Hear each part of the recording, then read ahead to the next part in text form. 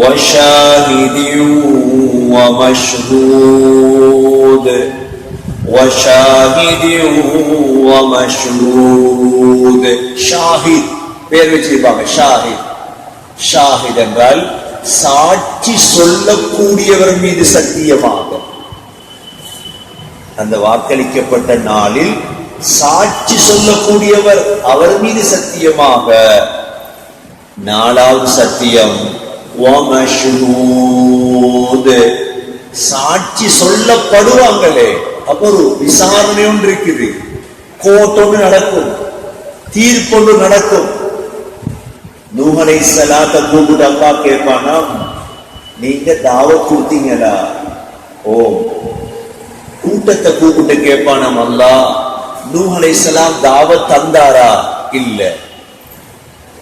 அல்லாஹ் கேட்பானா நூஹ் அலைஹிஸ்ஸலாத்திடத்துல, நீங்க தாவத் கொடுத்ததற்கு யார் சாட்சி?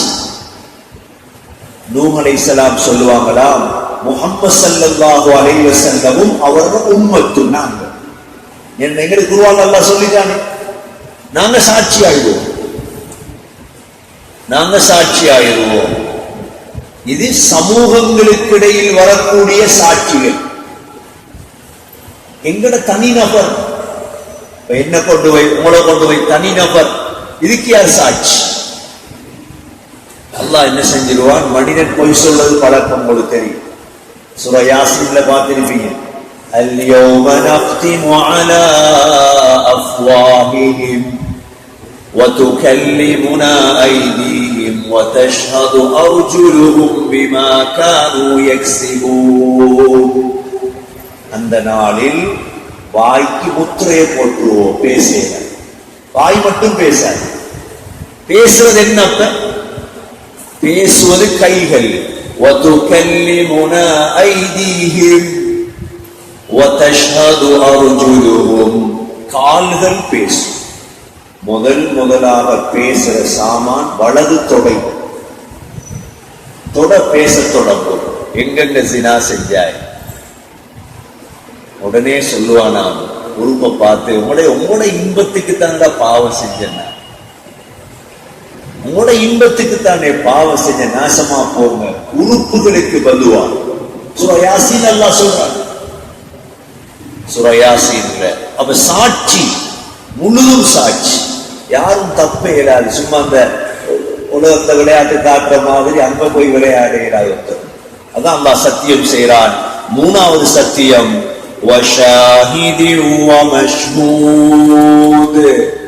சாட்சி சொல்லக்கூடியவர் மீதும் சாட்சி சொல்லப்படுபவர் மீதும் சத்தியமா. எத்தனை சத்தியம் மொத்தம்? எத்தனை சத்தியம் மொத்தம்? நாள். முதல் சத்தியம் என்ன?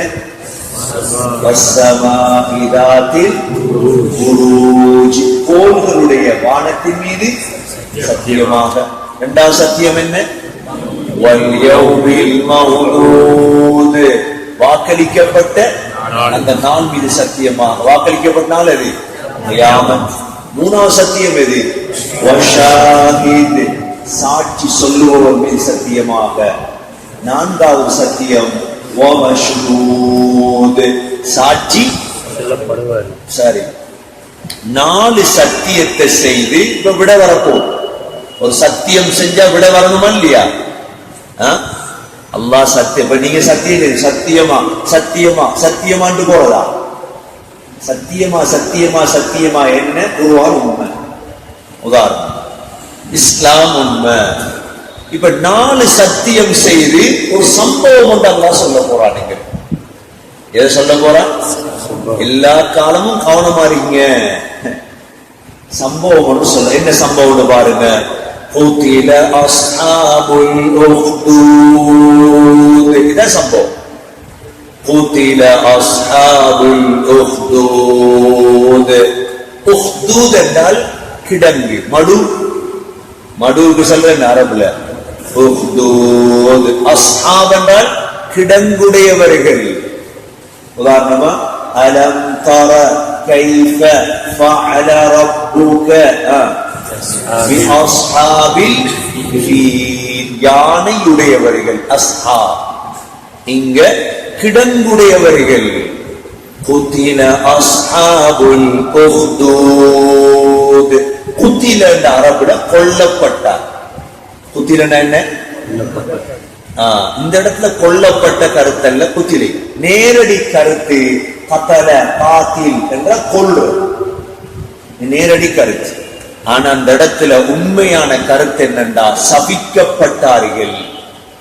குத்திலைக்கு என்ன கருத்து? அப்ப குர்ஆன சில நேரம் எழுத்துக்கெழுத்து தர்ஜமாவை படிச்சா மாத்தி விளங்கிடுவார். எழுத்துக்கெழுத்து தர்ஜமா செய்யறா செய்யணும். கொல்லப்பட்ட இல்ல, சபிக்கப்பட்டார்கள். யார் சபிக்கப்பட்டார்கள்?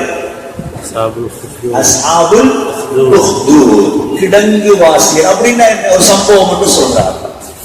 கிடங்கு வாசிகள் சபிக்கப்பட்டார்கள் அப்படின்னா என்ன சொல்றாங்க?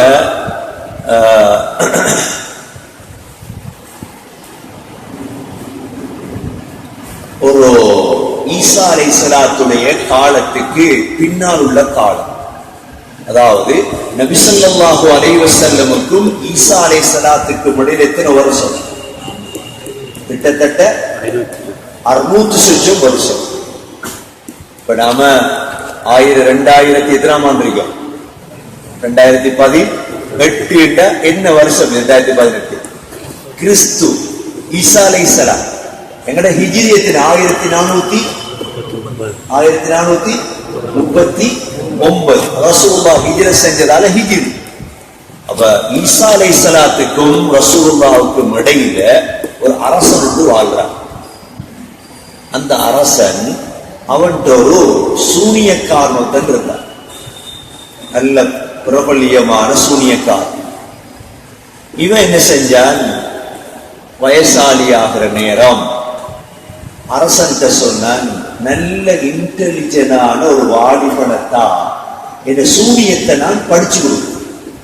என கலை தானே சூனியம். ஒரு பரிசாரி மாதிரி இருப்பாங்களே, பழைய பரிசாரிமார். சூனியம் ஒரு கலை, படிப்பாங்க. ஸ்ரீலங்காலை படிக்கிறாங்க, சூனியம் படிக்கிறவங்க இருக்கிறாங்க. அதை படிச்சுட்டு இருக்கிறாங்க. மலைகள்ல படிப்பாங்க, ராவையில போய் குந்தி இருப்பாங்க. அந்த மலை தம்புள்ளையில் இருக்குது, அங்க போய் உட்கார்ந்து என்ன செய்வாங்கன்னா படிப்பாங்க. அது ஒரு கோர்ஸ். மாற்று மதங்கள்ல அது இருக்குது சூனியம் என்று சொல்லி. அப்ப இவரும் என்ன செய்யறாரு? சூனியத்தை படிக்கிறார். சூனியத்தை படிச்சு கொடுக்கணும், ஒரு வாலிபரை தா என்று அரசன்ட்ட கேட்கிறார். அப்ப அரசன் என்ன செஞ்சான்? நல்ல ஒரு இன்டெலிஜென்டான ஒரு பிள்ளைய கொடுக்கிறார், படிச்சு கொடு, சூனியத்தை படிச்சு கொடு, ஏனென்றா இந்த கல்வி கட்டாயம் தேவை.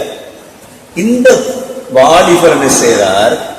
சூனியம் படித்துக் கொண்டிருக்கும் பொழுது ஒரு அந்த காலத்துல ஆலிம், மார்க்கத்துடைய ஆலிம சந்திச்சு இஸ்லாத்தை தழுவிட்டார். இஸ்லாம் நல்லா பட்டுட்டு அவரு. இப்ப இந்த புள்ள என்ன செய்ய தொடங்கினாரு? இஸ்லாம் பேச தொடங்கிட்டார். எல்லா இடத்துலயும் மக்கள் எல்லாம் ஒரு பக்கம் சாஞ்சிட்டார். இப்ப வளமையா இவரு படிக்கிறதுக்காக போவாரு. சூனியக்காரன் போகும் பொழுது அவங்க ஏன் பிந்தி வந்தாய்? அவர் சொல்லுவார், இப்படிதான் வரப்போல கஷ்டம், அடிப்பான. அதை முடிச்சுட்டு வீட்டை வந்தா வீட்லயும் தொல்ல. இப்ப வந்து ஆளிட்ட சொல்றார், இப்படி ஒரு பிரச்சனை. அவர் சொல்றாரு, இப்படிதான் நீ சொல்லு, வீட்டுல சொல்லு, சூனியக்காரர் பிந்தித்தான் அனுப்பினாரு. சூனியக்காரன் அடிச்சா சொல்லு, வீட்டுல பிந்தித்தான் விட்டாங்க அப்படின்னு படிக்காரு மார்க்க. இப்படியே ஒரு நாள் படிச்சுட்டு இருக்கும் பொழுது பாதையில போறார். பாதையில ஒரு சிங்கம் அல்லது ஒரு மிருகம் ஒன்று நிக்குது. எல்லா மக்களும் போகையிலாம நிக்கிறார். இவர் சொல்றாரு, இன்றைக்கு தான் என் இஸ்லாம் உண்மையான்னு நான் சோதனை செய்யறேன் நான் அப்படின்னு என்ன செஞ்சாரு? ஒரு கல்லொன்று எடுத்து அந்த மிருகத்துக்கு அடிச்சார். இதோட செத்துரும். அல்லாவும் செஞ்சான், அதை அடிச்சதோட செத்துச்சு. இன்னும் உறுதியாயிட்டு வரும் இஸ்லாம். வாலிபருக்கு இன்னும் இஸ்லாம் உறுதியாயிடுச்சு. உங்களுக்கு தெரியும், ஹஸ்ரத் ஈசா அலைஹிஸ்ஸலாம் இறக்கப்பட்ட காலத்தில் வைத்தியம் மேலோங்கியிருந்த காலம். என்ன அந்த காலத்துல வைத்தியம்? நபி ஸல்லல்லாஹு அலைஹி வஸல்லம் வாழ்ந்த காலம் இலக்கியம் மேலோங்கியிருந்த காலம். இலக்கியம், அரபு இலக்கியம். அதனால அல்லாஹ் குர்ஆனை இப்படி இறக்கினார். குர்ஆனை இப்படி அந்த காலத்துல ஸல்லல்லாஹு அலைஹி வஸல்லம் வந்த காலத்துல இருந்த ஆகப்பெரிய இலக்கியவாதி தான் இம்ருல் கைஸ். இம்ருல் கைஸ் கவிஞர், பெரும் கவிஞர், சாதாரண கவிஞர் அல்ல. இம்ருல் கைஸ கொலை செய்ததுக்காக கொண்டு போன நேரம் இம்ருல் கைஸ் 2 கவிதை எழுதி சொன்னார், என் பெண் பிள்ளைகளுடைய கையில குடு அப்படின்னு. அந்த கவிதையில் இருந்தது இப்னத்தை இம்ருல் கைஸ் இன்ன அபாகுமா, அவ்வளவு கவிதையில் இருந்தது. அவ்வளவு இவர்கள் இம்ருல் கைஸ கொண்டுட்டு கவிதையை திறந்து பார்த்தா ஒன்றும் இல்லதானே, பொம்பளை பிள்ளைகள கையில கொண்டு வந்து கொடுத்தார். என்ன, இம்ருல் கைஸின் 2 பெண் பிள்ளைகளே உங்களுடைய வாப்பா, அவ்வளவுதான் இருந்துச்சார்.